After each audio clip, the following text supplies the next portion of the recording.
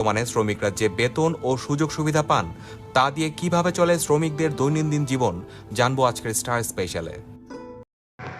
বিয়স নতুন আরেকটি গুরুত্বপূর্ণ ভিডিও নিয়ে চলে আসলাম। গার্মেন্টস শ্রমিক যারা গার্মেন্টসে চাকরি করে তাদের এখন বর্তমান কিভাবে দিন যাচ্ছে, যে বেতন পাচ্ছে সে বেতনে তাদের খাওয়া, এমনকি ওষুধ, এমনকি ঘর ভাড়া এই টাকা দেওয়া হচ্ছে কিনা সেটা আপনাদের বিস্তারিত জানানোর চেষ্টা করব। পুরো ভিডিওর মাঝে থাকেন। যে গার্মেন্টস শ্রমিক যারা 15-20 হাজার টাকা বেতন পায় তাদের কিভাবে দিন যাচ্ছে সেটাই আপনাদের দেখানোর চেষ্টা করব।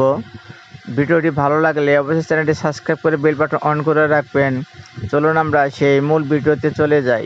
ফুটপাথের থেকে বাজার করি, যেসব মনে করেন যে ভাগা ব্যস্ত আছে এইসব বাজার আমাদের কিনতে হয়। আমরা গ্রামের বাড়ি থেকে টাকা নিয়ে এসে আমাদের এখন বর্তমান খাইতে হয়। এই সকালে যাই রাত 10টা-11টা বাজে আইয়া 2টা রান্না খাই, আবার 4টা বাজে উঠা লাগে আমাকে রান্নার লাগে।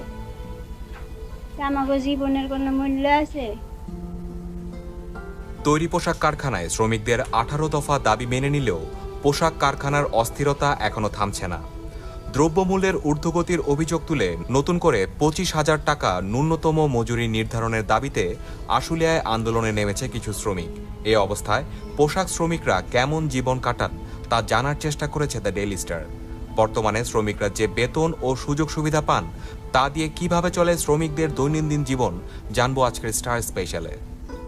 আমরা 15,000 টাকা বেতন পাই, 5,000 টাকা রুম ভাড়া দেই, তারপরে 10,000 টাকা থাকে।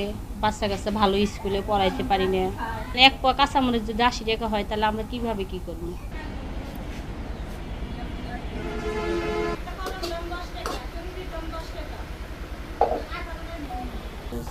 মাছ মাংস ভাই দেই না, ওই হঠাৎ মঠাৎ একটু মাছ আনি। পোলা যখন বেশি বিরক্ত করে তখন দেই আনি, আইনই দেই পোলারে।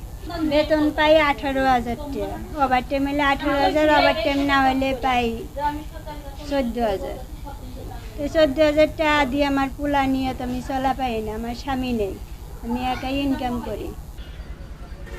বাংলাদেশ পোশাক প্রস্তুতকারক ও রপ্তানিকারক সমিতির তথ্য অনুসারে পোশাক কারখানায় 33 লাখ শ্রমিকের মধ্যে 52.28% নারী।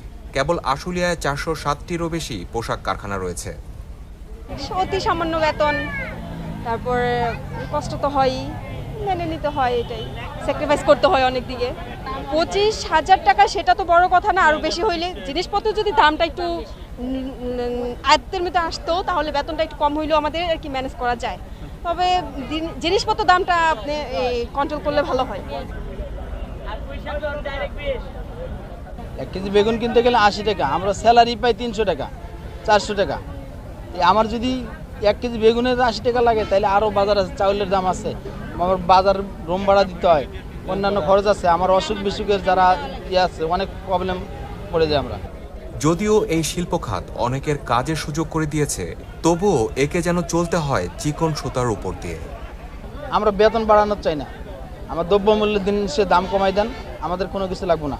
আমার মতে জিনিসের দাম সবকিছু সরকারে যদি কমায় তাহলে আমার কাছে ভালো।